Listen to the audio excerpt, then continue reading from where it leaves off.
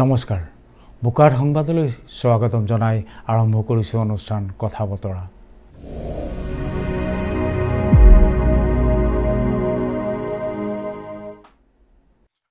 অসমীয়া সংগীত জগতত বৰ্ণিল যুগৰ ঘোষণা কৰা অসমৰ হিয়াৰ আমঠু জুবিন গাৰ্গ আৰু আমাৰ মাজত নাই। অসমবাসীক শোকৰ সাগৰত নিমজ্জিত কৰি যুৱ প্ৰজন্মৰ হৃদয়ৰ স্পন্দন স্বৰূপ জুবিন মেলানি মাগিলে এই ধৰাৰ পৰা। এই অনাকাংক্ষিত ক্ষণত প্ৰয়াত মানৱ দৰদী মহান শিল্পীগৰাকীৰ প্ৰতি শ্ৰদ্ধা আৰু অমৰ সৃষ্টিৰাজিক সোঁৱৰিবলৈ আজিৰ কথা বতৰা অনুষ্ঠানটি আয়োজন কৰিছোঁ। আমাৰ মাজত উপস্থিত আছে বিশিষ্ট সাংবাদিক, জ্যেষ্ঠ সাংবাদিক শ্ৰীযুত জিতু শৰ্মা ৰাজখোৱা। জিতুদা, আপোনাক স্বাগতম জনাইছোঁ। আমাৰ মাজত উপস্থিত আছে জ্যেষ্ঠ সাংবাদিক শ্ৰীযুত উত্তম শইকীয়াদেৱ, আপোনাকো স্বাগতম জনাইছোঁ। নমস্কাৰ। আমাৰ মাজত উপস্থিত আছে শ্ৰীযুত সঞ্জীৱ হাজৰিকা, জ্যেষ্ঠ সাংবাদিক, আপোনাকো আমাৰ অনুষ্ঠানলৈ স্বাগতম জনাইছোঁ। আমাৰ মাজত উপস্থিত আছে শ্ৰীযুত ৰত্নেশ্বৰ মৰাণ, সংগীতৰ লগত জড়িত থকা এজন বিশিষ্ট ব্যক্তি, আপোনাকো আমি আমাৰ অনুষ্ঠানত স্বাগতম জনাইছোঁ। নমস্কাৰ। হয়, আমি আজি এক বিশেষ অনুষ্ঠান আপোনালোকৰ মাজলৈ লৈ আহিছোঁ। আমি সকলোৱে অৱগত জুবিন দা আমাৰ মাজত নাই। আমি এই বিষয় লৈ পেলাই কিছু আলোচনা কৰিবলৈ আজিৰ কথা বতৰা অনুষ্ঠানটি যিহেতু আয়োজন কৰিছোঁ, আমি এই বিষয় লৈ পেলাই প্ৰথমত প্ৰতিক্ৰিয়া জানিব বিচাৰিম। আমি প্ৰথমতে আমাৰ জ্যেষ্ঠ সাংবাদিক জিতুদাৰ কাষলৈ গৈছোঁ। জিতুদা, জুবিন দা আমাৰ মাজত নাই, অকালতে আমাক এৰি থৈ গুচি গ'ল। সমগ্ৰ বিষয়টোৰ ওপৰত আপোনাৰ প্ৰথম প্ৰতিক্ৰিয়া। হয়, আমাৰ অসমীয়া বাৰৰহণীয়া যি সংস্কৃতিৰ ভঁৰাল চহকী কৰি যোৱা আমাৰ মৰমৰ শিল্পী জুবিন গাৰ্গৰ যি অকাল বিয়োগ হ'ল, কেৱল অসমৰে নহয় সমগ্ৰ দেশৰে বিস্তৰ ক্ষতি হৈছে। আৰু এই ক্ষতিপূৰণ আচলতে আমি অপূৰণীয় বুলি ভাবিছোঁ এই ক্ষতি। গতিকে এই মুহূৰ্তত এই সম্পৰ্কত কোৱাৰ ভাষা আমি হেৰুৱাই পেলাইছোঁ আচলতে।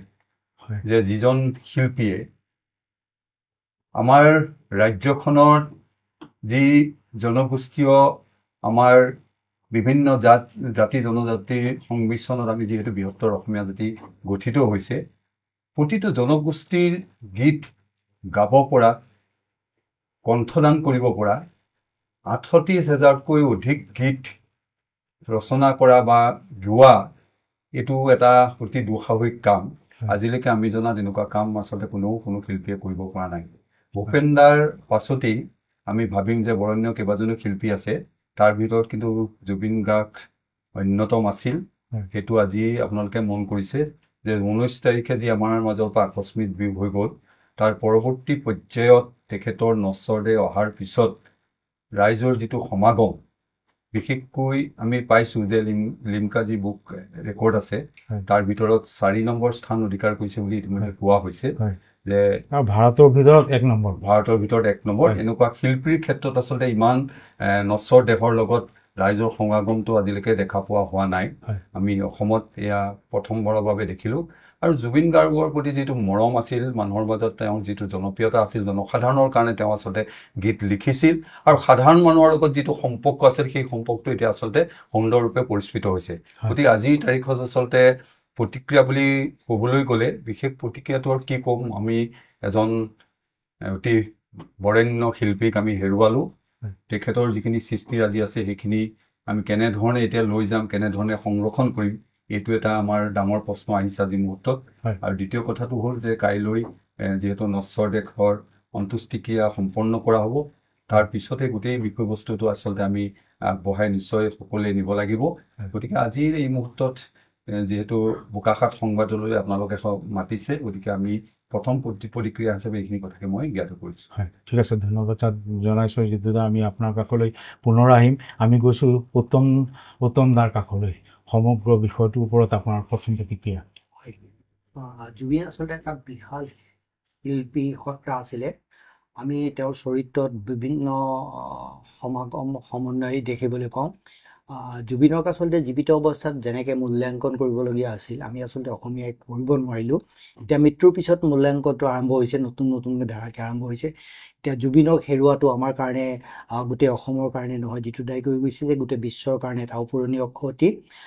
আমি যদি অসমীয়া গীতি সাহিত্য বা অসমীয়া সংগীতৰ ক্ষেত্ৰত চাওঁ, এই স্থান যে কোনোবাই পূৰণ কৰিব পাৰিব এইটো অকল্পনীয়, ভাবিব পৰা নাযায়। জুবিন আছিল এটা টাৰ্ণিং পইণ্ট। জুবিনে অসমীয়া গীতৰ ক্ষেত্ৰত এটা নতুন ধাৰা আৰম্ভ কৰিছিলে। এই ধাৰাটো যেতিয়া ধৰি ৰখাটো এতিয়া আমাৰ উত্তৰ প্ৰজন্ম, আমাৰ উঠি অহা প্ৰজন্মৰ কাৰণে এটা প্ৰত্যাহ্বান হ'ব যে জুবিনৰ এইখিনি চৰ্চা কৰি বিভিন্ন ধৰণে ৰাখি জুবিনৰ এই সংগীতিক যিটো শৈলী, যিটো নতুন ধাৰা অসমীয়া গীতৰ ক্ষেত্ৰত আৰম্ভ কৰিছিলে জুবিন গাৰ্গে, এই কথাটো আমি এতিয়া ধৰি ৰাখিব লাগিব, সংৰক্ষণ কৰিব লাগিব আৰু জুবিনক আমাৰ মাজত জীয়াই ৰাখিব লাগিব। জুবিনক আমি নাপাম, কিন্তু জুবিনৰ মৃত্যুৱে আমাক কেইবাটাও কথা শিকাই থৈ গ'ল। জুবিনক হেৰুৱাৰ পাছত আমি প্ৰথম কথা এটা শিকিলোঁ যে অসমীয়া মানুহৰ যিটো ডেম কেয়াৰ চৰিত্ৰটো আমি হয়তো পাহৰি গৈছিলোঁ, যে আমি কাকো কেয়াৰ নকৰোঁ। জুবিনৰ সত্তাত আমি দেখা পাইছিলোঁ যে আমি কাৰো তলতীয়া নহয়। এইটো অসমীয়া যিটো সত্তাত সদায় আছে, তেজত আছে, এইটো আকৌ জুবিনে জাগ্ৰত কৰি দিছিলে, মই কাকো কেয়াৰ নকৰোঁ। কাকো কেয়াৰ নকৰা যিটো আমি কাৰো তলতীয়া নহয়। আমাৰ জাতীয় সত্তাৰ আমাৰ যিটো স্বাভিমান, সেইটো জুবিনে খুব সুন্দৰকৈ দাঙি ধৰিছিলে। আৰু জুবিন খুব মানে গ্ৰাছৰুট লেভেলৰ সৰু তলৰ অৱস্থাৰ মানুহখিনিৰ লগত তেওঁৰ সম্পৰ্ক আছিল, জনসম্পৰ্কটো খুব আছিল। তেওঁ বাৰেপতি কৈ গৈছিলে জুবিনে যে ধনী মানুহৰ লগত মোৰ কোনো সম্পৰ্ক নাই, মোৰ ঠেলাৱালা ৰিক্সাৱালাৰ লগত সম্পৰ্ক আছিল। এই মানুহখিনিৰ লগত থকা সম্পৰ্কৰ কাৰণে আজি ভাৰতৰ ভিতৰতে এই যিটো অন্ত্যেষ্টিক্ৰিয়া বা নশ্বৰ দেহাক লৈ পেলাই যিটো জনসমাগম ভাৰতৰ ভিতৰত ৰেকৰ্ড ব্ৰেক কৰিবলৈ সক্ষম হৈছে, বিশ্বৰ ভিতৰতে এই চতুৰ্থ স্থান লাভ কৰিছিলে। ই সাধাৰণ মানুহৰ ক্ষেত্ৰত সম্ভৱ নহয়। জনসম্পৰ্কত থাকিব লাগিব, মানুহৰ মাজলৈ যাব লাগিব, কাৰণ জুবিনে মানুহ বিচাৰি পাইছিলে, জুবিনে মানুহ জানিছিলে, জুবিনে মানুহৰ কাষলৈ গৈছিলে। অন্য বহু শিল্পীৰ ক্ষেত্ৰত দেখা যাওঁ যে মানুহৰ পৰা বিচ্ছেদিত হৈ যায়, অলপ আঁতৰি থাকে, কিন্তু জুবিন মানুহৰ মাজলৈ গৈছিলে। সেইকাৰণে সৰু সৰু মানুহখিনি, সমাজৰ নিম্ন স্তৰৰ মানুহখিনিৰ লগতো সকলোৰে মাজত জুবিন অত্যন্ত জনপ্ৰিয়তা আছিল। কেৱল সেইটোৱে নহয়, প্ৰকৃতিৰ প্ৰতি, অন্য জীৱ জন্তুৰ প্ৰতিও জুবিনৰ আছিল অত্যন্ত ভাল পোৱা। এই গোটেই কথাটোৰে তেওঁৰ জুবিনৰ সত্তাটোৰ যিটো সমন্বয়, এই সকলোবিলাক গুণৰ সমন্বয় অতি বিৰল।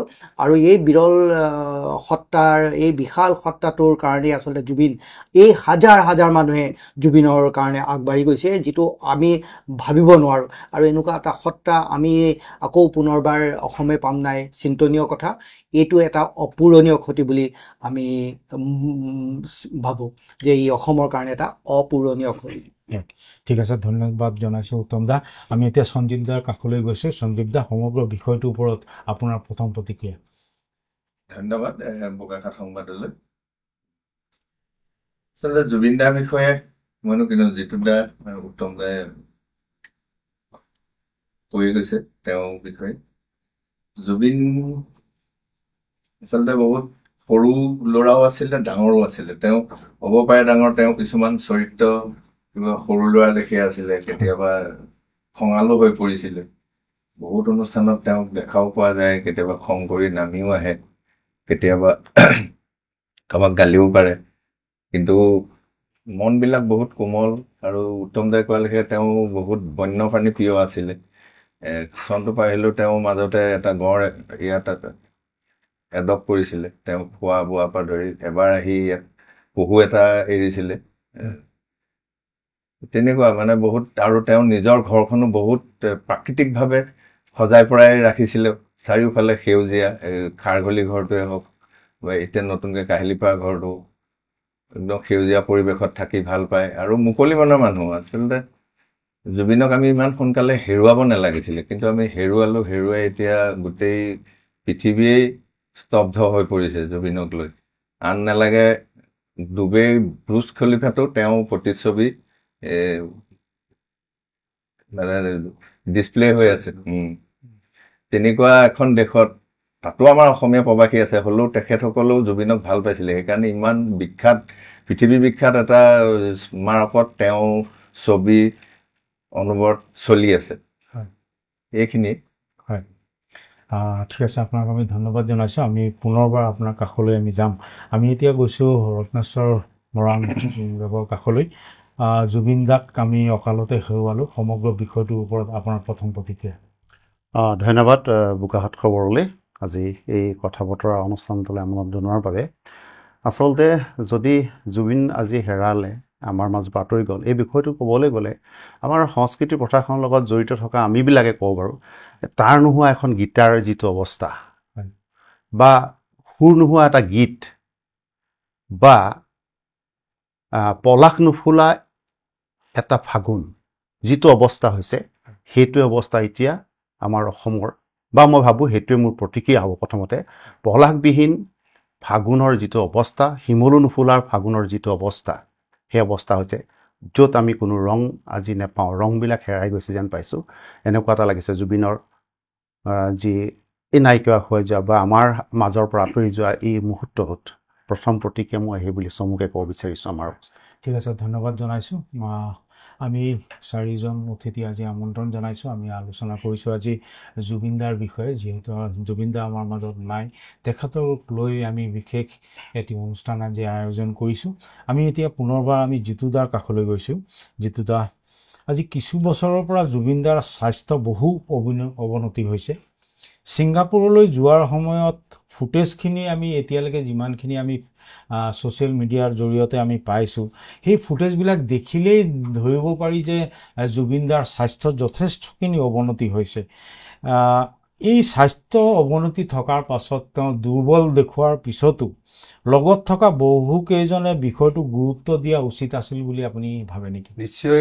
নিশ্চিতভাৱে আপুনি যিটো প্ৰশ্ন কৰিছে, তেখেতক তালৈ লৈ যোৱা ছিংগাপুৰলৈ গীত পৰিৱেশন কৰিবৰ কাৰণে, আৰু তাৰ পৰৱৰ্তী পৰ্যায়ত আমি দেখিছোঁ যে সাঁতুৰিবলৈ গৈছে, স্কুবা ডাইভিং কৰিছে। আচলতে তেখেতৰ লগত থকা যিজন পৰিচালক আছিল, টিম মেনেজাৰ আছিল, বা লগত যিসকলে লৈ গৈছিল, সকলোৰে এইটো দায়িত্ব আছিল। কাৰণ আমি জানো যে আজি কিছু মাহৰ আগতে তেখেত যেতিয়া এটা ৰোগত আক্ৰান্ত হৈছিল, তেতিয়া তেখেতৰ যিজন বিশিষ্ট চিকিৎসক আছিল নেম কেয়াৰৰ, তেখেতে বাৰম্বাৰ কৈছিল যে পানী আৰু জুইৰ পৰা তেখেত আঁতৰি থকা ভাল। গতিকে এই কথাটো নিশ্চিতভাৱে লক্ষ্য কৰিবলগীয়া কথা। তেনেস্থলত আকৌ সাঁতুৰিবলৈ যোৱা বা স্কুবা ডাইভিং কৰিবলৈ যোৱাটো আচলতে লগত থকা যিসকলৰ দায়িত্বত আছিল অতি দায়িত্বপূৰ্ণভাৱে পালন কৰিব লাগিছিল। তেওঁ যদিও পানীত নামিবলৈ ইচ্ছা কৰিছিল, তথাপিও যিহেতু চিকিৎসকে মানা কৰিছিল বা সেই নিৰ্ধাৰিত সময়ত ঔষধ পাতি খাইছিল নে নাই, এইখিনি তদাৰক কৰিব লাগিছিল। আৰু ডাঙৰ কথা এটা হৈছে যে আমি দেখিছোঁ যে বিশেষকৈ গৰিমা গাৰ্গ,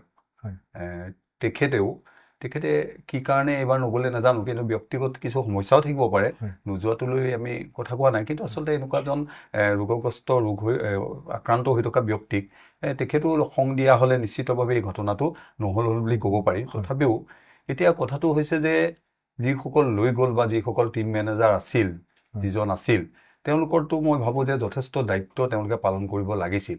কাৰণ যেতিয়া জুবিন গাৰ্গ সাধাৰণ ৰাইজৰ মাজলৈ আহে, তেতিয়া তেখেতৰ লগত থকা যিকেইজন চিকিউৰিটিয়ে হওক বা মেনেজাৰেই হওক, ওচৰলৈ সাধাৰণ ৰাইজক যাবলৈ নিদিয়ে। সাধাৰণতে জুবিন গাৰ্গৰ ওচৰলৈ আমি লক্ষ্য কৰোঁ যে জুবিন গাৰ্গেহে নিজে মাতি নিয়ে, নহ'লে যাবলৈ আঁতৰাই দিয়া হয়, ওচৰৰ পৰা আঁতৰি দিয়া হয়। তেনেস্থলত তেওঁক আচলতে সাঁতুৰিবলৈ দিয়া কথাটো বা সাঁতুৰিবলৈ যোৱা কথাটো, এইটো আচলতে বহুত ধৰণৰ প্ৰশ্ন আহিছে সামাজিক মাধ্যমত, বাৰম্বাৰ এইটো প্ৰশ্ন উত্থাপন হৈ আহিছে।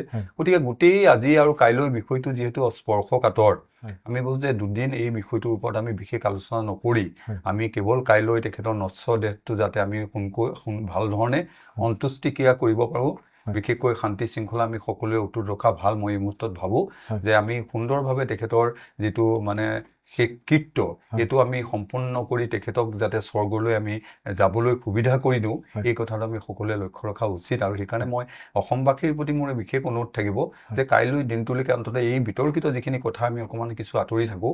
আৰু যি পোষ্টমৰ্টমৰ কথা কোৱা হৈছে, মৰণোত্তৰ পৰীক্ষাৰ কাৰণে ইতিমধ্যে ৰাইজে দাবী কৰিছে যে পুনৰ মৰণোত্তৰ পৰীক্ষা তেখেতৰ হ'ব লাগে। আমিও সেইটোত সমৰ্থন কৰিছোঁ। কাইলৈ মৰণোত্তৰ পৰীক্ষা গুৱাহাটীত কৰা হওক, তাৰপিছত যিখিনি কাম সেইখিনি আইনগতভাৱে বা যিখিনি আমাৰ ৰাইজৰ সিদ্ধান্ত অনুসৰি কৰা যাওক। আৰু মই ভাবোঁ যে তাৰ পৰৱৰ্তী পৰ্যায়ত চৰকাৰৰ এটা দায়িত্ব থাকিব, বিশেষকৈ যে এই গোটেই সমগ্ৰ বিষয়টো এটা আচলতে উচিত তদন্ত হ'ব লাগিব।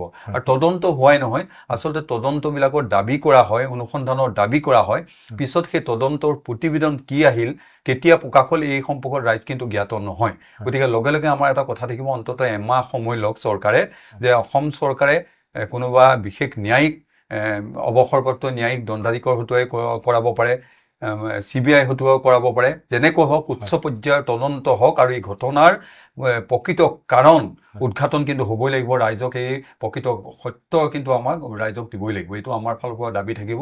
গতিকে এই মুহূৰ্তত আমি কৈছোঁ যে আচলতে যিকেইজনে লৈ গৈছিল আচলতে সম্পূৰ্ণ দায়িত্ব পালন কৰিব লাগিছিল বুলি মই অনুভৱ কৰোঁ।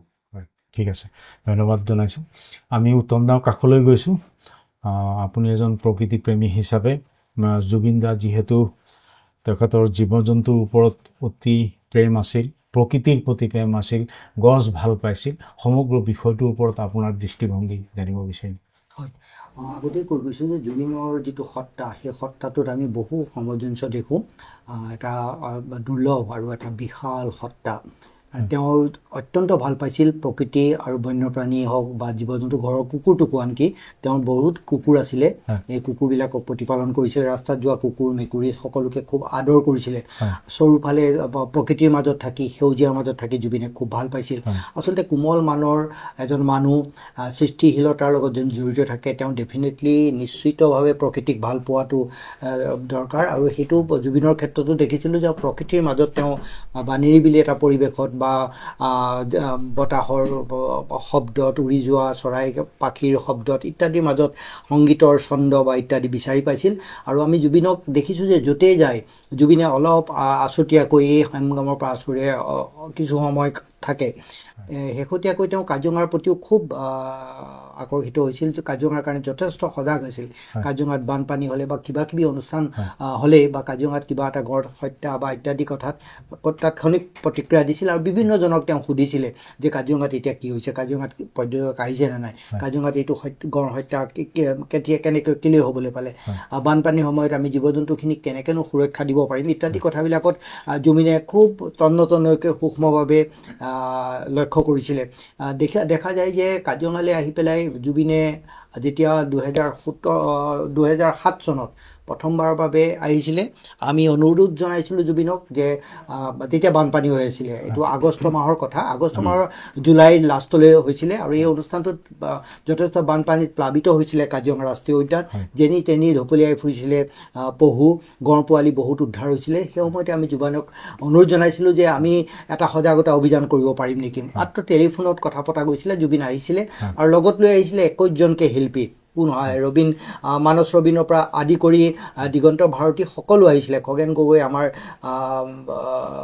কাজিৰঙাৰ বিমান বৰুৱাকে আদি কৰি গোটেইখিনিয়ে সমবেত হৈ তেওঁলোকে গান পৰিৱেশন কৰিছিলে। কিন্তু গান ষ্টেজত গান গাই আমি 2খন ট্ৰাকৰ ব্যৱস্থা কৰিছিলোঁ, তাত উঠি পেলাই জুবিনে গান পৰিৱেশন কৰিছিলে। জুবিনে মই পাহৰি গৈছোঁ, সোণৰেই কি আছিলে, সজোৱা পজা ইত্যাদি গানবোৰ গাইছিলে। কিন্তু তেতিয়া বাৰেপতি বিশেষকৈ কুঠৰী অঞ্চলত দেখিছিলোঁ যে যথেষ্ট ডিমাণ্ড আহিছিলে ইয়া আলি। সেই সময়ত ইয়া আলি খুব পপুলাৰ হৈ আছিলে, একদম ট্ৰেণ্ডত আছিলে, চবেই বিচাৰে জুবিনে ইয়া আলি গাওক। আৰু মই মন কৰিছিলোঁ যে জুবিনে গান পৰিৱেশন কৰিছিলে যদিও মানুহৰ লগত নামি গৈ পেলাই মানুহৰ লগত কথা বতৰা পাতিছিলে। আনকি কুঠৰীত নামি গৈ পেলাই গাড়ী নিজে জিপচি চলাই গুচি গৈছিলে। আমি গোটেই বিচাৰি ফুৰিছিলোঁ জুবিন ক'ত গ'ল। জুবিনক দেখিছিলোঁ এটা পহু উদ্ধাৰ কৰিবলৈ গৈছিলে, বানপানী এটা উটি অহা এটা পহু, নাৱত অহা এটা পহু উদ্ধাৰ কৰি আনিছিলে। তাৰপিছতে আমি তাৰ পিছৰ পৰাই মানে বুঢ়াপাহাৰলৈ লৈ গৈছিলোঁ জুবিনে।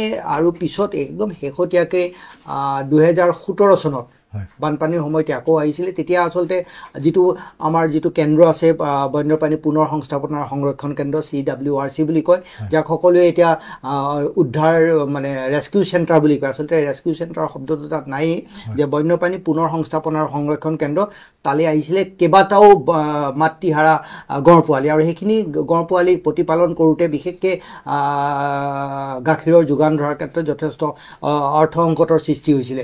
জুবিনে প্ৰথম যোনে গড় পোৱালি এডপ্ট কৰিছিলে চেণ্টাৰত আৰু কৈছিলে যে এই গড় পোৱালিটোৰ দায়িত্ব মই লৈছোঁ। গুৱাহাটীত আছিলে যদিও গুৱাহাটীৰ পৰা তেওঁ মেছেজ পঠাইছিলে যে এটা গড় পোৱালি প্ৰথম মই এডপ্ট কৰিছোঁ আৰু ইয়াৰ প্ৰতিপালনৰ দায়িত্ব মই ল'ম। তাৰপিছতেই আমাৰ প্ৰিয়ংকা ভৰালীকে আদি কৰি তেওঁলোক আগবাঢ়ি আহিছিলে জুবিনৰ এই আহ্বানটোৰ প্ৰতি সঁহাৰি জনাই, আৰু চবেই এডপ্ট কৰি লৈছিলে। আৰু যথেষ্ট জুবিনৰ এই যে অনুভৱ মানে চেঞ্চিটিভ হেৰিটো আছিলে, এই বন্যপ্ৰাণীৰ প্ৰতি ভাল পোৱা আছিলে, প্ৰেম আছিলে, তাৰ কাৰণে এইটো সম্ভৱ হৈছিলে। আৰু তাৰ লগতে জুবিনৰ যিটো সত্তাৰ যিটো শক্তিশালী সত্তা, তাৰ দ্বাৰা ইনফ্লুৱেঞ্চ হৈ বাকী শিল্পীসকলেও দেখিছে এইটো জুবিনে কৰিছে, গতিকে জুবিনৰ আহ্বান আমি ৰক্ষা কৰা ভাল। ফলত কেইবাটাও গড় পোৱালি তেতিয়া এডপ্ট হৈছিলে আৰু যথেষ্ট পৰিমাণৰ খাদ্য ৰেস্কিউ চেণ্টাৰলৈ আহিবলৈ আৰম্ভ কৰিছিল। শেহতীয়াকৈ জুবিনে কাজিৰঙালৈ আৰু এবাৰ যেতিয়া আহিছিলে তেতিয়া খুব ওচৰৰ পৰা খুব সূক্ষ্মভাৱে কাজিৰঙাক অবজাৰ্ভ কৰিবলৈ বুজিছিল। মই সৌভাগ্য হৈছিল জুবিনৰ লগত অলপ কথা বতৰা কৰাৰ ক্ষেত্ৰত, আৰু জুবিনে তেতিয়া মোক কিছুমান এনেকুৱা প্ৰশ্ন সুধিছিল যিখিনি আচলতে প্ৰকৃতিৰ প্ৰতি সংবেদনশীলতা নাথাকিলে তেনেকুৱা প্ৰশ্ন সুধিব পৰা নাযায়। বিভিন্ন সৰু সৰু সূক্ষ্ম অনুভৱ আছিলে, যিখিনি কথা মই আজিও মোৰ মনত থাকে যে তেনেকুৱা এজন ব্যক্তি আছিল। বন্যপ্ৰাণীৰ প্ৰতি কাজিৰঙাখন আমি ৰক্ষা কৰিব লাগিব, বন্যপ্ৰাণী আমি ৰক্ষা কৰিব লাগিব, প্ৰতিটো প্ৰাণীৰ যে গুৰুত্ব আছে এই কথাটো জুবিনে খুব ভালকৈ উপলব্ধি কৰিছিলে আৰু তেওঁৰ মানে হাতে কামে সেইটো কৰি দেখুৱাইছিলে। গছ ৰোৱা যেতিয়া ইয়াত গুৱাহাটীত যেতিয়া ফ্লাইঅভাৰৰ কাৰণে গছ কটা হৈছিল তাৰ প্ৰতিবাদী কণ্ঠ হিচাপে জুবিন গাৰ্গে কৈছিলে যে গছ কিয় কাটিব লাগে, গছ কোনে কাটিব ইত্যাদিকৈ। আনকি প্ৰতিবাদকাৰীসকলৰ মাজত গৈ পেলাই গান গাই তেওঁলোকক অনুপ্ৰাণিত কৰিছিল যে গছ কটাটো বন্ধ কৰিব লাগে। চৰকাৰক আহ্বান জনাইছিল যে গছ কাটিব নালাগে, গছ কিয় কাটিব লাগে। গতিকে এই গোটেই কথাখিনি আমি জুবিনৰ চৰিত্ৰত দেখোঁ, সত্তাত দেখোঁ। তেওঁৰ এই যিটো প্ৰতিভা সংগীতৰ লগতে তাৰ লগতে কিন্তু এইবিলাক বিভিন্ন ধৰণৰ কথা দেখাওঁ, আৰু এই গোটেইখিনি সমাহাৰ জুবিনৰ সত্তাত আছে কাৰণে ইমান বিশাল জনপ্ৰিয়তা জুবিনে লাভ কৰি গ'ল। ভাবিব নোৱাৰে মানুহৰ সাগৰ জনসমুদ্ৰত পৰিণত হ'ল গুৱাহাটী। গোটেই পৃথিৱীয়ে দেখিলে যে এনেকুৱা জনপ্ৰিয়তা কেৱল গান গায়েই, মাইকেল জেকচনেও গান গাই পাইছিলে, কিন্তু জুবিনে গানৰ উপৰিও এই মানুহৰ লগত থকা, এই বন্যপ্ৰাণীৰ প্ৰতি থকা, এই জীৱৰ প্ৰতি থকা প্ৰেম, প্ৰকৃতিৰ প্ৰতি থকা প্ৰেমৰ কাৰণে এই জনপ্ৰিয়তা লাভ কৰি এটা নিদৰ্শন দি আমাক বহুত কথা শিকাই থৈ গ'ল। এইখিনিতে মোৰ এটা কথা থাকিব, মানে উত্তম শইকীয়াই যিখিনি কথা ক'লে, বিশেষকৈ কাজিৰঙাৰ প্ৰতি যিটো প্ৰেম আছিল বা বন্যপ্ৰাণীৰ প্ৰতি যিটো প্ৰেম আছিল, গতিকে আজি এই কথা বতৰা অনুষ্ঠানৰ জৰিয়তে আমাৰ এটা দাবী থাকিব চৰকাৰলৈ যে বিশেষকৈ ইতিমধ্যে জুবিন গাৰ্গৰ কাৰণে স্মৃতিসৌধ নিৰ্মাণ হ'ব, সমাধি ক্ষেত্ৰ নিৰ্মাণ হ'ব। আমি এই কথা বতৰাৰ জৰিয়তে আজি আমি এটা দাবী উত্থাপন কৰিছোঁ যে কাজিৰঙাত তেখেতৰ এটা সংগ্ৰহালয় হওক, আৰ্কাইভ হওক এটা তৈয়াৰ কৰিব লাগে, য'ত তেখেতৰ সৃষ্টিৰাজি সংৰক্ষণ হৈ থাকিব। বাহিৰৰ পৰ্যটকে আহি দেখা পাব যে এজন শিল্পীক অসমৰ ৰাইজে কেনেধৰণে সন্মান কৰিছে। এই কথাটো মই আজি কথা বতৰাৰ জৰিয়তে অনুৰোধ জনাইছোঁ চৰকাৰৰ দাবী বোকাখাতৰ পৰা যে কাজিৰঙাত যিহেতু কাজিৰঙাৰ প্ৰতি অকৃত্ৰিম এটা প্ৰেম আছিল, মৰম আছিল, গতিকে এইখিনি প্ৰতিপন্ন কৰিবৰ কাৰণে আচলতে কাজিৰঙাত এটা সংগ্ৰহালয় জুবিনৰ বিশেষকৈ তেখেতৰ স্মৃতিত মই সকলোৰে হৈ মই আজি এইটো দাবী উত্থাপন কৰিছোঁ। ঠিক আছে, ধন্যবাদ জনাইছোঁ জিতুদা। মই এতিয়া সঞ্জীৱ দাৰ কাষলৈ গৈছোঁ। সঞ্জীৱ দা, আপুনি এটা সময়ত আপুনি সাংবাদিকৰ লগত যথেষ্টখিনি সক্ৰিয় হৈ আছিল আৰু আপোনাৰ বহু স্মৃতি আমি সৰুৰ পৰাই পাইছোঁ। আচলতে আপোনাৰ বহু স্মৃতি আপুনি জুবিনদাৰ লগত আপোনাৰ আছে। আপোনাৰ এই সন্দৰ্ভত আপোনাৰ স্মৃতিৰ বিষয়ে আপোনাৰ পৰা আমি দুই এটা কথা জানিব বিচাৰিম। সংবাদ জগতলৈ অহা প্ৰথম আঙুলিত ধৰি আমাৰ মানুহজন আছিলে মোৰ উত্তম দা। মোৰ কেমেৰা আছিলে, মই তেতিয়া বিয়া ৰেকৰ্ডিং কৰোঁ, তাৰপৰা জন্মদিন ৰেকৰ্ডিং কৰোঁ। তেতিয়া প্ৰাগ নিউজ গুৱাহাটীত চলি আছিলে, তেতিয়া প্ৰণয় দাহঁতে চলাই। সেই লাইনটোৰ লগত মোৰ চিনাকি নাছিলে, উত্তম দাৰ চিনাকি আছিলে। উত্তম দাই ক'লে তুমিতো, আৰু তেতিয়া মোৰ কেবুল আছিলে, মই ভিডিঅ'বিলাক ৰেকৰ্ড কৰোঁ, এদিন নকৰাকৈ কেবুলত চলাই থাকোঁ যে আমিও দেখোন এইটো পঠিয়াব পাৰোঁ। তাৰপিছত সেই কেছেটবিলাক উত্তম দাৰ নিজৰ চেনেলত পঠিয়াই দিয়ে। তাত সন্ধিয়া 7টা বজাত বাজে। তাৰ এখন CD উত্তম দাই তেতিয়া জনসাধাৰণত কৰ্মৰত আছিলে। উত্তম দাৰ কাৰণে যিখন স্পেচিয়েল পেপাৰ আহে, পেপাৰখনত এটা CD হুক হৈ আহে। সেইটো ৰাতিপুৱা মই যাওঁ, মই CD-খন আনো, অলপ দেৰি পিছত উত্তম দাই পেপাৰখন নিয়ে, নহ'লে উত্তম দা আগবাঢ়ি গ'লে CD-খন থৈ যায়। তেতিয়া আমি দিনৰ 9টাত চলাওঁ, ৰাতি আকৌ তাত চলে, আমি ইয়াত 7টাত চলাওঁ। তেনেকেই সংবাদ জগতলৈ আহিলোঁ। তাৰপিছত আহি পৰিলে ছেটেলাইট চেনেল হিচাপে NETV। NETVও আমাৰ কেবুল থাকোঁতে তেতিয়া মনোৰঞ্জন সিঙে যেতিয়া NETV আৰম্ভ কৰিছিলে, তেওঁ বহুত চতুৰ আছিলে। তেওঁ জানে যে মই চেনেল এটা খুলিলে মই কাৰ সহায়ত চলাম। সেইকাৰণে সৰু ডাঙৰ যিমান কেবুল অপাৰেটৰ আছিলে তেওঁ প্ৰত্যেকৰ পদূলিয়ে গৈ এটা তেওঁ চেনেলটো চলাবৰ কাৰণে এটা ছেট টপ বক্স আৰু কৈছিল যে তোমালোকেতো নিউজ চলোৱা, সেইখিনি আমালৈও পঠিয়াই থাকিবা। তাৰপিছত মই পদ্যুতৰ লগত কথা পাতিলোঁ। মই কেমেৰা চলোৱাত অলপ পাকৈত আছিলোঁ ইমান, কিন্তু স্ক্ৰিপ্ট লিখা বা নিউজটো লিখাত ইমান পাকৈত নাছিলোঁ। তেতিয়া মই পদ্যুতৰ লগত কথা পাতি পদ্যুতে তেতিয়া জনমভূমিৰ এখন গেজেট বুলি লগত আহে, প্ৰত্যেক দিনে নাহে, সপ্তাহত এদিন আহে নেকি, তাত সি লিখি থাকে। তেনেকৈ মই সংবাদ জগতৰ যিটো ৰাস্তা তাত খোজ দিলোঁ।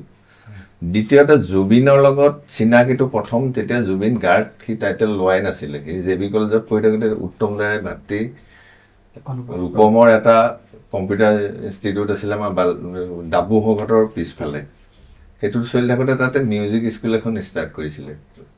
তেতিয়া সিও তাৰপৰা আহি ৰত্নেশ্বৰো যায়, ময়ো যাওঁ। মই তেতিয়া ড্ৰাম ছেট শিকিবলৈ মানে প্ৰয়াস কৰিছিলোঁ। শিকি অলপমান দিন পিছত, তাৰপিছতেই জুবিনক প্ৰথম বোকাখাতলৈ অনাৰ এটা প্ৰস্তাৱ আহিলে। সি তেতিয়া অকণমান বিখ্যাত হৈছে আৰু JB কলেজত বেষ্ট ছিংগাৰ হোৱাৰ পিছত তেনেকৈ অনা হৈছিল। তাৰপিছতো বহুবাৰ পাইছোঁ। আমাৰ ষ্টেচন ক্লাবৰ যিটো এটা অনুষ্ঠানত উত্তম দাই সম্পাদক আছিলে, তেতিয়া জুবিন গাৰ্গ আহিছিলে। তেতিয়া মই মিক্সাৰ কি চিনি নাপাওঁ জানো, কিন্তু কেমেৰা আছিলে মোৰ হাতত, ডাঙৰ ডাঙৰ কেমেৰা 3টা লগাই দিব্য দত্ত আৰু আমাৰ স্বপন দেৱনাথ মিলি এখন কাঠৰ চুইচ বৰ্ডত চুইচ ফিট কৰি এনেকৈ লগাই দিছিলে। আৰু তাৰ পৰা আউটপুটটো আমি VCR তাত দি আমি ৰেকৰ্ড কৰিছিলোঁ। এইটো চুইচ অভাৰ, আজি ডেটত এইটো মিক্সাৰ বৰ্ড কয়, তাৰ আগত তাৰ চুইচ অভাৰ বুলি নাম আছিলে। সেই তেনেকৈও আমি জুবিনৰ প্ৰগ্ৰেম কৰিছিলোঁ। তাৰপিছত বহুবাৰ লগ পাইছোঁ আৰু আহিলে ইয়ালৈ ফোন মাৰে, কেতিয়াবা মই পটকৈ পাই যাওঁ বাছ ষ্টেণ্ডত। সি আহিলে, বোকাখাত আহিলে পুৰি খোৱাটো আৰু পেৰা খোৱাটো তাৰ বৰ চখ আছিলে, সেইকাৰণে ৰৈ দিয়ে মিলাই। কেতিয়াবা আমি লগ পাওঁ, লগ পালে মোক ফোন মাৰে, তাৰ মহাবিদ্যালয় এটাত সোমালোঁ, মহাবিদ্যালয় গৈ আহিব আহতকেইটা। তেনেকৈ সান্নিধ্য তাৰ বহুতবাৰ পাইছোঁ। আৰু এটা কথা কৈ থওঁ, আমাৰ সঞ্জীৱ হাজৰিকাই মানে প্ৰথম বোকাখাতৰ প্ৰথম ব্যক্তি যোনে মানে, তেতিয়া কিন্তু ছেটেলাইট চেনেলৰ এই কনচেপ্টটো অহাই নাছিলে, আহিছে আৰু, কিন্তু গুৱাহাটীতো আৰম্ভ হোৱা নাই, কেবুলেই চলি আছিলে। সঞ্জীৱে বাবাই, আমি বাবাৰ লগত বাবা বুলি মাতোঁ, আৰু সঞ্জীৱৰ লগত লগ লাগি আমি লাইভ টেলিকাষ্ট কৰিছিলোঁ। মোৰ এতিয়াও মনত থাকিব সেইটো, বোকাখাটৰ টাউন কমিটি ইলেকশ্যনত এখন মেজিকত উঠি লৈছিলোঁ। উঠি লৈ পেলাই মহেশে লগত, আমি মহেশ আৰু মই আছোঁ, বাবা তাকে আমি লাইভ, মানুহে ভাবি কেনেকৈ সম্ভৱ হৈছে এইটো, আৰু এইটো কাৰিকৰীকতা আতিও সেইটো কথা, টেকনিকেল কথাটো গোপনেই থাকক, আমি কেনেকৈ কৰিছিলোঁ। ৰাইজে কিন্তু খুব ভাল পাইছিলে, আৰু তাৰ ক্ৰেডিটটো কিন্তু আমি বাবালৈ দিব লাগিব, সঞ্জীৱলৈকে দিব লাগিব। তাৰ বহুত টেকনিকেল কাম কৰিলোঁ, কেনেকৈ কৰিবলৈ। আমি এটা কথা কওঁ, এই গোটেই সমগ্ৰ প্ৰক্ৰিয়াটোৰ ভিতৰত কালি প্ৰয়াত হোৱা পাপু ৰহমানো জড়িত আছিলে। সিও কাৰিকৰীভাৱে বহুত সুদক্ষ আছিলে। আমি আচলতে এজন ভাল কৰ্মী। ঠিক আছে, আমি এতিয়া ৰত্নেশ্বৰৰ কাষলৈ গৈছোঁ। সংগীত, বোকাখাত আৰু জুবিন দা, কি ক'ব? সংগীত, বোকাখাত আৰু জুবিন, গতিকে জুবিন আমি প্ৰায় সমবয়সীয়া বুলি ক'ব পাৰি। মই অকণমান ডাঙৰ তাতকৈ, জুবিনতকৈ। তাৰপিছত তাৰমানে অনুপমৰ লগৰ যেতিয়া একেলগে জীৱিত পঢ়া, আৰু ৰূপম আমি, গতিকে আমি বোকাখাতত যেতিয়া আৰম্ভ কৰিছোঁ নয়নজ্যোতি শিল্পী দল, তেতিয়া আৰম্ভ কৰিলোঁ। আৰম্ভ কৰাৰ পিছত সেই সঞ্জীৱে কোৱাৰ নিচিনাকৈ আমি যিটো আমাৰ শিল্পী দল আছে নয়নজ্যোতি, সেই নয়নজ্যোতিৰ বেনাৰতেই তেতিয়া আমি কি কৈছিলোঁ, মিউজিক স্কুলখন খোলা হ'ল। তাৰ সম্পাদক ৰূপম শইকীয়া আৰু মই সভাপতি হিচাপে কৰিলোঁ। কৰি থাকি তালৈ আমি তেতিয়া জুবিন আমাৰ ইয়ালৈ অনুপমৰ লগত অহা হ'ল। আৰু চবতকৈ ভাল কথা, এতিয়াও মোৰ ভাল লাগে কথাটো কৈ, উত্তম দাহঁতক পুৰণা যিখন ঘৰৰ এটা 2 নম্বৰ ৰুমটো, সেইটোৱে আছিলে আমাৰ আড্ডাত থলী আছিলে। তাতে বহি লৈ চব ড্ৰাম ছেট আৰু কীবৰ্ড তাতে বহি লৈ আমি বহুত দিন তাতে, যোৰহাটৰ পৰা জুবিন আহিলে তাতে আমি গীত মাতৰ চৰ্চা হয়, যি গান আৰু নতুন গানৰ কথা, প্ৰায় সময়তে ৱেষ্টাৰ্ণ কথাখিনি জুবিনৰ প্ৰতিটো সুৰতে স্থান হয় আৰু এতিয়া ৰূপমে মই এটা সুৰ কৰিছিলোঁ আৰু ৰূপমে কথাখিনি সুৰটো কৈ যায় বা ময়ো সুৰ কৈ যাওঁ কথাখিনি মই লিখিছিলোঁ আকাশে জানে বতাহে জানে তুমি মোৰ ৰূপমৰ ওচৰত এতিয়াও চাগে সেইটো থাকিব সেইটো কৰিছিলোঁ সি কৈছোঁ বৰ ধুনীয়া সুৰ হৈছে স্থান তেনেকৈ আমি কৰি লৈছিলোঁ গতিকে এইগৰাকী মহান শিল্পী বিশেষকৈ বিশ্ববৰেণ্য বুলি ক'ব লাগিব তেওঁ অকল কণ্ঠশিল্পীয়ে নাছিলে নেপথ্য গায়ক সংগীত পৰিচালক সুৰকাৰ গীতিকাৰ বাদ্য চলচ্চিত্ৰ অভিনেতা লগতে পৰিচালক কবি আৰু শেষত ক'ব লাগিব সমাজকৰ্মী প্ৰথমতে সমাজকৰ্মী তেওঁ প্ৰতি মুহূৰ্ততে সমাজৰ লগত জড়িত হৈ থাকে গতিকে মই যদি কওঁ 1992 চনৰ অনামিকাৰ পৰা 2020 চনৰ চিলা এলবামলৈকে সুদীৰ্ঘ এই যে প্ৰায় মই কৈছোঁ 40,000 অধিক হ'ব 38,000 39,000 কৈছে মই 40,000 ওপৰ হ'ব এই ৰেকৰ্ড কাৰণ কিছুমান বস্তু এতিয়াও কিছুমান ৰেকৰ্ডত নাই আমাৰ মিচিং যিকেইটা এলবাম কৰিছিলে আৰু সেই এলবামত উত্তম দাই জানিব আমি ডিটেইলছ চেলিং আইৰাদা গানটোত আমি তেতিয়া আমি ৰেকৰ্ডিঙো কৰিছোঁ প্ৰথম জুবিনৰ গানটো গুৱাই পেলাই তাৰ আগতে এটা কইণ্টম গাইছে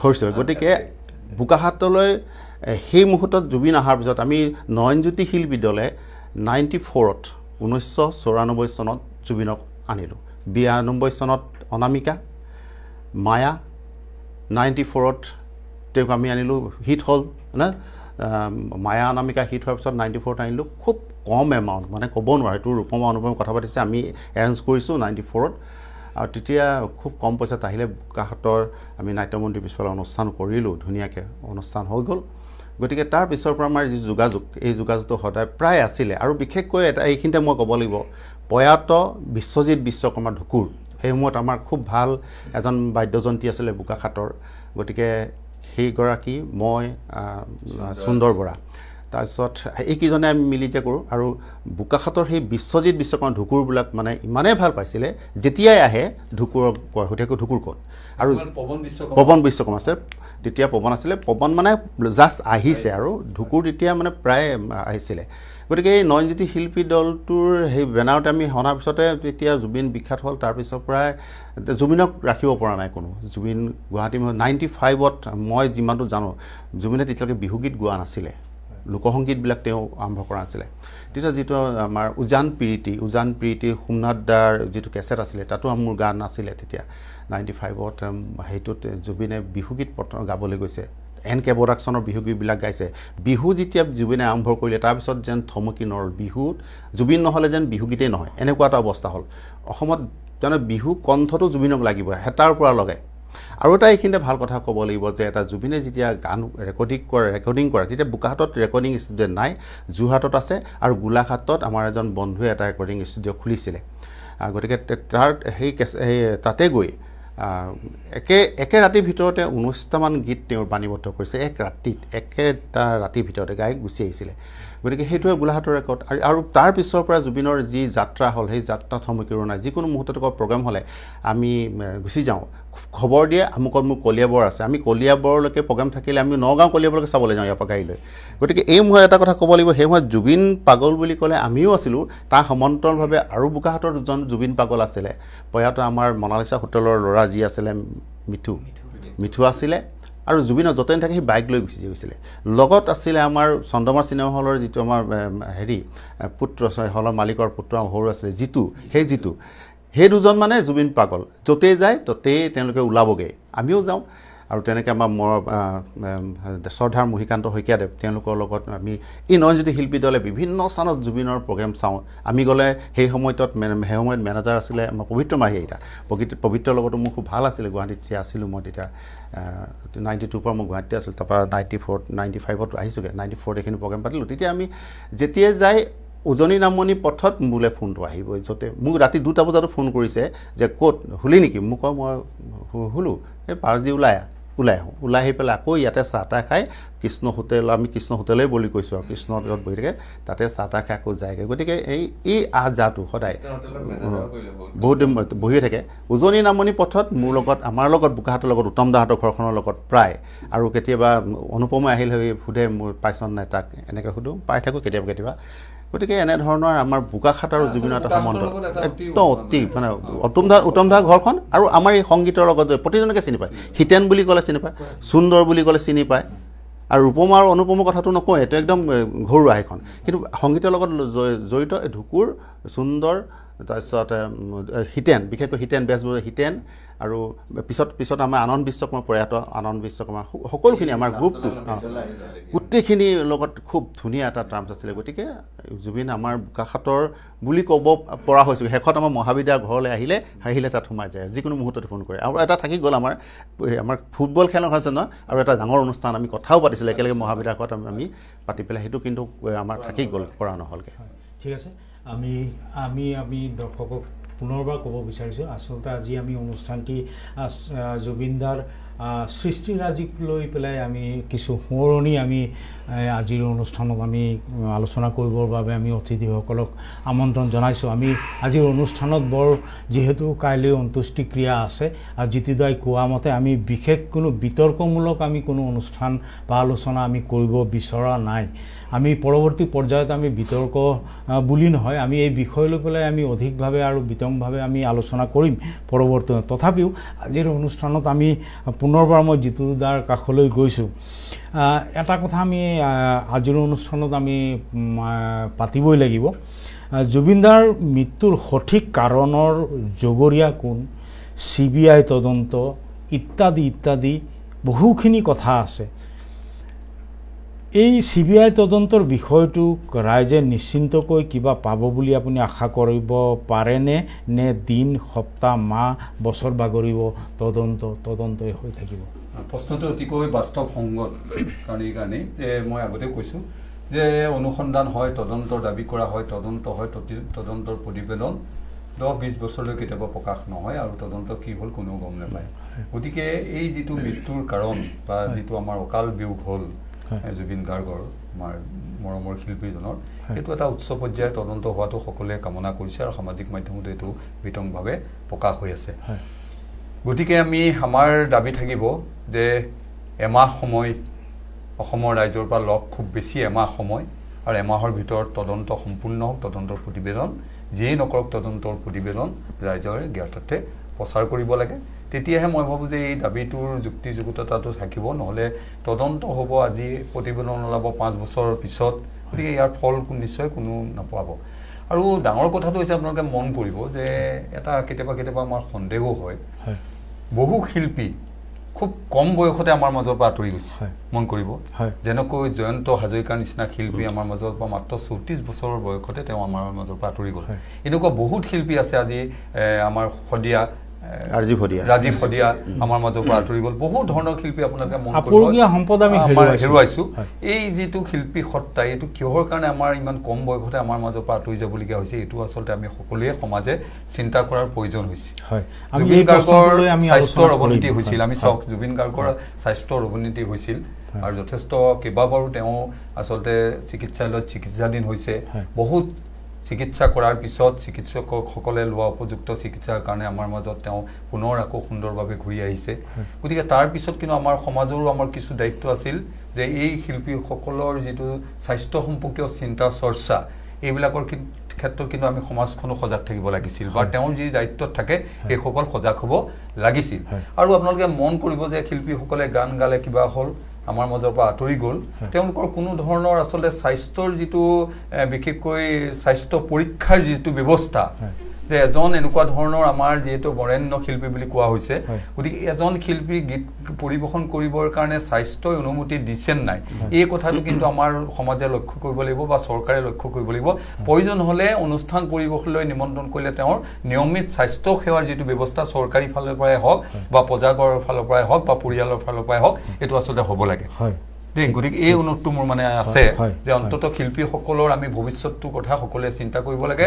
আৰু তাৰ কাৰণে আজি ৰাজীৱ শদিয়াৰ যিটো আমাৰ মাজৰ পৰা আঁতৰি গ'ল, তেওঁৰ পৰৱৰ্তী যিটো পৰ্যায়, আপোনালোকে মন কৰিব যে পৰৱৰ্তী পৰ্যায়ত আজি পৰিয়ালত কেনেকৈ চলিছে কি নাই আমি খবৰ ল'বলৈ হয়তো আমাৰ সময় নাই।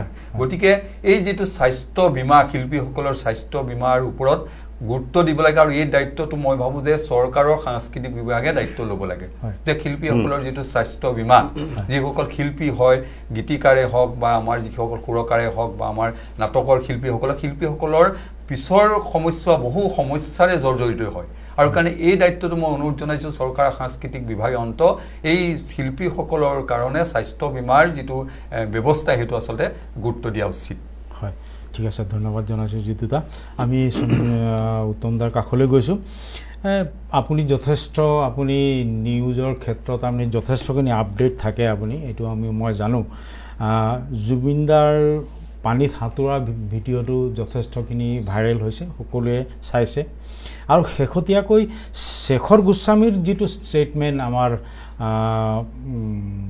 হেৰিয়ে লৈছিলে আপোনাৰ